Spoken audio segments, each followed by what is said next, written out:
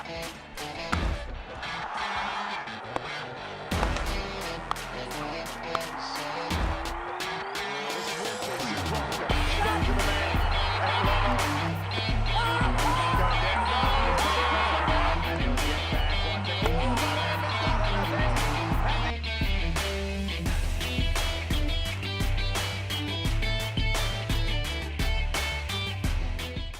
and welcome to this edition of Howzzat. And what a wonderful game of cricket we had got to see last night. Good morning, and Vijay, to you too. It's nice to have you back on the show as always. Yeah, very good morning, Rajaraman. And what a match it was. What a night it was for cricket lovers. And it brought back many fond memories of the Sharjah cricket ground. Don't tell me it is Javed Miandad 6 that you remember the most.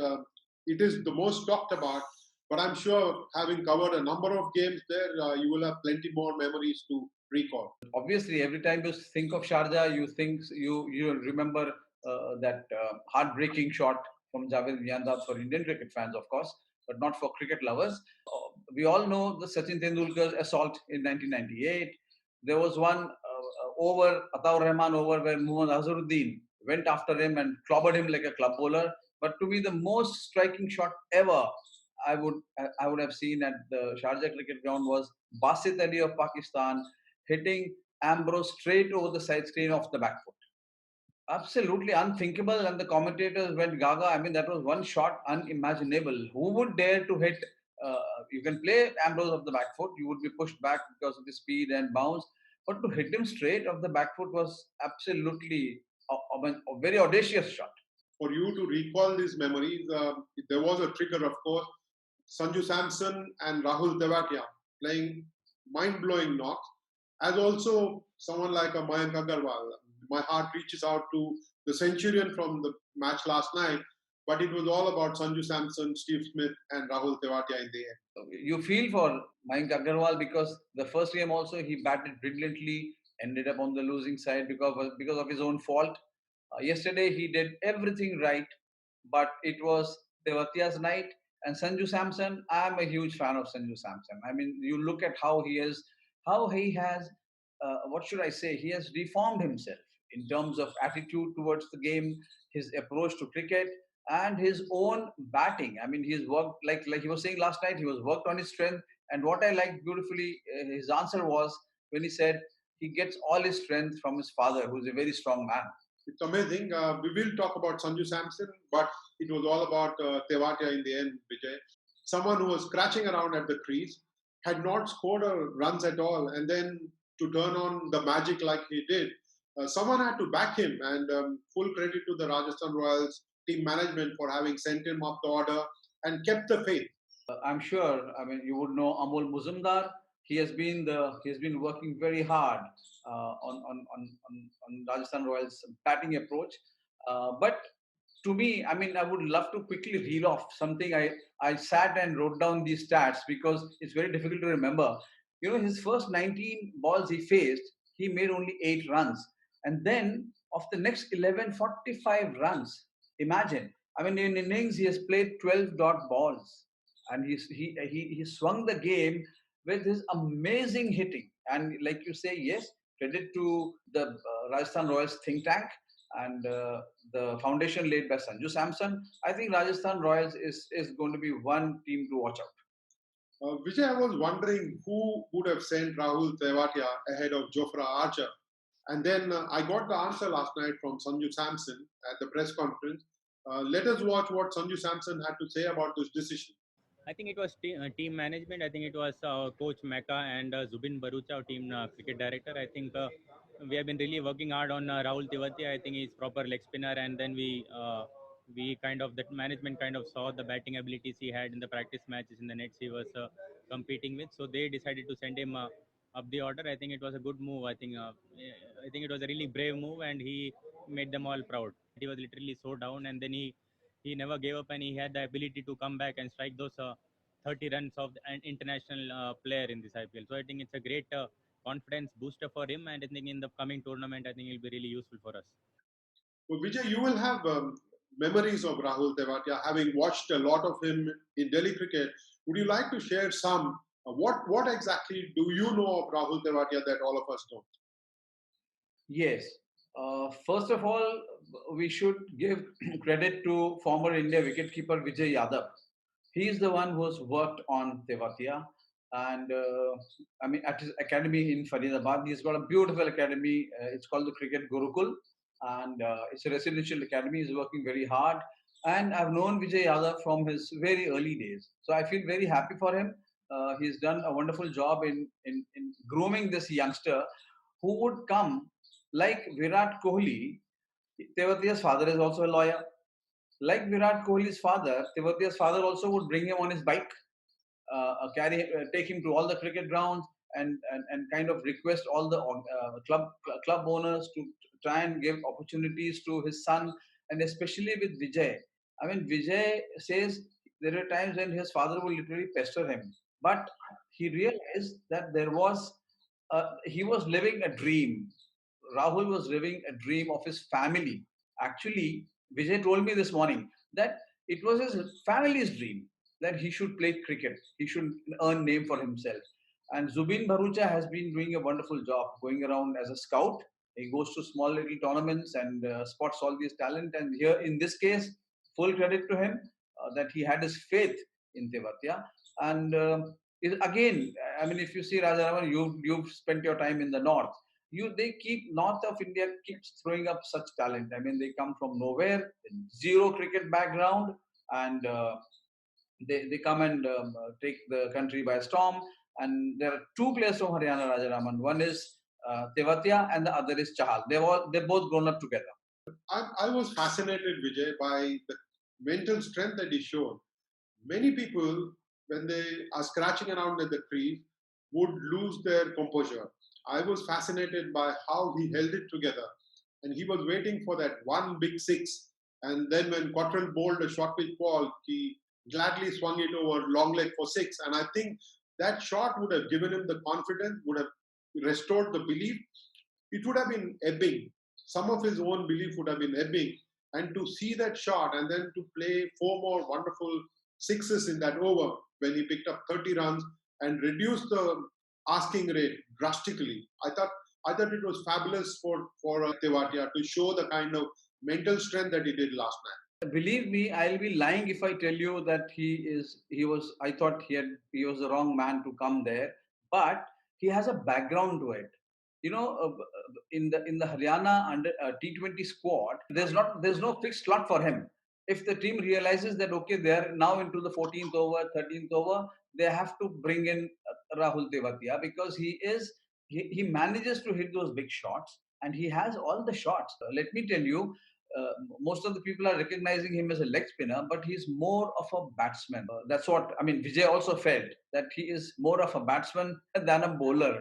So maybe a batting all-rounder, but wonderful cricketer. And we're going to hear a lot about this young man. I'm sure the team would have been wondering if it made the right decision to send Rahul Tewatia because he was bringing the run rate down.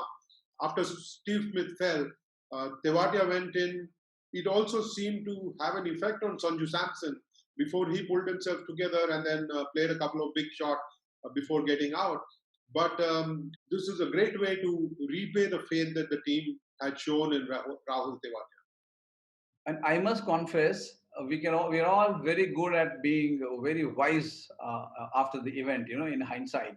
But when the innings was in progress, I was speaking to my colleague Rakesh Rao, and we were both discussing that this guy it's going to be a nightmare for him tomorrow because they would blame him for putting the team in this position. And now they must be celebrating this boy. I mean, imagine the confidence he will have the next time he comes into bat. One of the 5 sixes, Vijay, and he knew there was going to be a Yorker length delivery, and he moved outside the off stump and swatted it over square leg for 6.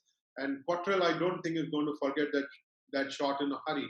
But that one shot will stand out for him to move outside the off stump and then send the ball sailing over square leg. Sanju Samson, really, it was, who set the match up, wasn't he? Steve Smith, of course, played a wonderful hand for Rajasthan Royals at the top of the order, but it really was Sanju Samson who got the innings going and set up a perfect platform for this fireworks from Rahul Tewatia in the end. Of course, Jofra Archer also had a couple of sixes from Mohammad Shami, and I think it was really important that Sanju Samson continued the good work that he had started doing in this tournament. I mean, if Sanju Samson was a left-hander, he would have reminded me a lot of Yuvraj Singh. I mean, the ease with which he gets into the position to play his shots, the ease with which he picks up the line. He has people talk of there are other batsmen like Rohit Sharma has so much time to play the ball, but Sanju Samson is fabulous. His timing, and he's combining it with power. It's not just power hitting, it is power and timing which makes him very graceful to watch. And I've been following his career for a long time. Believe me, he should have been a permanent fixture. But fine, I mean, the age is still on his side. He's got another, like he himself said, another 10 years he can hang on the circuit. So let us hope Sanju Samson, this IPL will be the turning point of his career. I watched the press conference last night. It tells you that how he breaks down the game into its simplest form. No complications, very, very clear-headed, very clear approach. Let's watch what he has to say at the press conference. Definitely, I think with my experience, with my small experience, I've learned that batting second in smaller grounds are really you are one step ahead of the opponents. You know what you're chasing. I think they batted first, they scored around 220, and they thought that they might have thought that we have got enough on the board. But smaller grounds and good wickets, I think anything is chaseable in this tournament. I feel. During chase, I think there was only one way to go when the chase is happening. I think when you're chasing 220 or 220 or something, I think there is only one way to go. I think only level 5 gear to put in. So it was really easier. I think when you're chasing around 160 or 170, you need to think twice, like how to reach there. But it was a bit simpler. I think it was almost about just see the ball and hit the ball. I think everyone really liked that intent, and luckily that happened. Yeah. Sanju Samson, of course, breaking it down into the simplest part and making it seem very, very simple. Tough work for the Kings 11 Punjab bowlers last night, but he played a blinder of an innings. So one more time, Vijay. Oh yes, and he will be playing such innings in the coming matches. Also, believe me, he's in awesome form, and he's got his confidence. You know, when he walks in, he knows that he can dominate any bowler. So I won't. I'll be surprised if he doesn't make runs in the same fashion in the forthcoming matches. Like KP Bhaskar yesterday, we are joined by Raja Venkat, a former India selector, who played very good cricket for Bengal. Raja Venkat reviews and analyzes the game for you today. What an exciting game. 40 overs, over 450 runs, and all the good work done by the Punjab batsmen nullified by the brilliant batting of Sanju Samson, Steve Smith, and above all, Rahul Tewatia. When Steve Smith won the toss and put Punjab into bat, I thought it was not a very wise decision. You have a good batting side on a small ground. You put up a big score and put the pressure on the opponents. It turned the other way round. What an innings played by Mayank Agarwal and well supported by KL Rahul. Towards the end, they slowed down a bit. They could have easily, the way they batted, they could have easily gone up to 240 maybe. After Butler got out early, Sanju Samson started from where he had left off against Chennai Super Kings. He looks a different player altogether, a classy player. Steve Smith continued the good work he was doing. When he got out and surprise packet, Rahul Tewatia walked in. After facing 15 balls, he had scored only 7. I thought the match was blown away. He had gifted the game to Punjab. In the 18th over, he hit 5 sixes of Sheldon Cottrell, and that was the end of the game. A wonderful game of cricket, and we hope we see more of these games. That brings me to this very important point, Vijay. I need to make this. He was batting at 26 when he had Murugan Ashwin's third delivery over mid-wicket. And there was this fantastic piece of fielding that we got to see. Nicholas Pooran diving full length and then pulling the back in. He was over the line, but he had not stepped on it. Therefore, he saved 4 runs for his side. It's a small ground in any case, Vijay. to have shrunk it further, I don't think the IPL did the bowlers any favor. He might have been caught at 26. Nicholas Puran would have completed that catch had the boundary line been pushed a little bit further behind.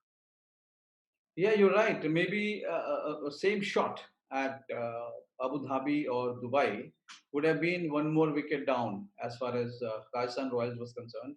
But then this game is all about sixes and fours, and there is no thought for the bowlers. Even the pitches are, unless there is a natural wear and tear, they continue to favor the batsman. And having small grounds is going to be all the more tough for bowlers. So you have a very valid point that any other ground that would have been a catch. Glenn Maxwell started off bowling really well, 2 overs for just 8 runs, and then the whole thing turned around on its head. Maxwell had a very good start, did not concede a single boundary, but in his third over he went for plenty. Steve Smith, I don't think we should ignore him. On a night where you have 2 brilliant innings, one from Tewatia, another from Sanju Samson, you tend to ignore the half century that Steve Smith scored at the top of the order. Very crucial knock last night for Rajasthan Royals. He set the tempo. I mean, he laid the platform. He told the boys that, yes, we can go for it. Obviously, he must have spoken to them before walking onto the ground. And knowing Steve Smith, I mean, very surprised. I wasn't surprised that he set up the game for Sanju Samson and Tewatia, of course. But we have spoken a lot about Sanju Samson, about Steve Smith and Tewatia. But like you said in the beginning, how would you feel if you are Mayank Agarwal? Just a moment more before I get to Mayank Agarwal, Vijay. Steve Smith, I thought he's such a creative batsman at the crease. Perhaps after De Villiers, he must be the most 360-degree player. We've got the closest to AB De Villiers in terms of a 360-degree player. Amazing creativity, confuses the bowler with his footwork before the delivery strike. I think it's very important for Rajasthan Royals that he continues to bat like this, inspire his team, and lift the morale of the side to ensure that they get into the playoffs. And he's one batsman who can open come at number 3, and even if he comes lower in the order, say number 4, number 5, if situation warrants, he can swing the game on his own. Let's now move to Mayank Agarwal's 100, Vijay. It's a little unfortunate that we've had to spend so much time discussing the chase rather than a brilliant 100 by Mayank Agarwal. Someone who was not known to be a great T20 player till last season has found his mojo and has scored runs aplenty this year. Sensational batting. I mean, if you look at Mayank Agarwal, he is not a waste of time at the crease. He is entertaining you. He is carrying the team on his shoulders the way he batted last night. I mean, a batsman like KL Rahul was happy to become a spectator at the other end, because here was this man playing a fabulous innings. I mean, if you analyze his batting, probably he played every shot in the book, and they were all proper cricket shots. Some of them were absolutely proper cricket shots, because you don't have to necessarily slog. Maybe yes, Tewatia innings demanded that, but Mayank Agarwal is turning out to be another batsman who will make a huge impact. He's already made, who will make a huge impact on this IPL. Let's watch what he had to say last night after the game, Vijay, at the press conference. It must have been disheartening for him to have finished on the losing side. But let's see how he's put his chin up and fronted the press last night. Very honestly, the talk in the dressing room is still very positive. We still got 11 games to go. There are a lot of things that we're doing right. So we want to focus on that. Yes, we haven't been able to close out. That's the truth. But we're not really focusing on the results, the kind of cricket we're playing, and the brand of cricket we're playing, and the plans that we're executing. We're executing most of it. So we're quite happy with that. We're very happy the way we're playing, and the start we're able to give to the side, and we'll take it as it comes. Vijay, we're going to move away from the batsmen. Do you remember any bowlers at all from last night, Vijay? 450 runs. Do you remember any bowlers at all? 2 bowlers who made an impression last night on that small ground when batsmen were on the rampage to have made an impact. I thought Ankit Rajpoot was excellent in the death for Rajasthan Royals. I particularly liked how Ravi Bishnoi featured for Kings 11. He tried to put the brakes on, showed that he has a heart.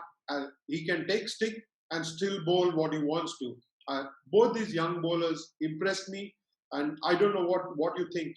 You're absolutely right. As far as Ravi Bishnoi is concerned, there is no doubt. He has a large heart, not the heart, large heart to bowl and take punishment.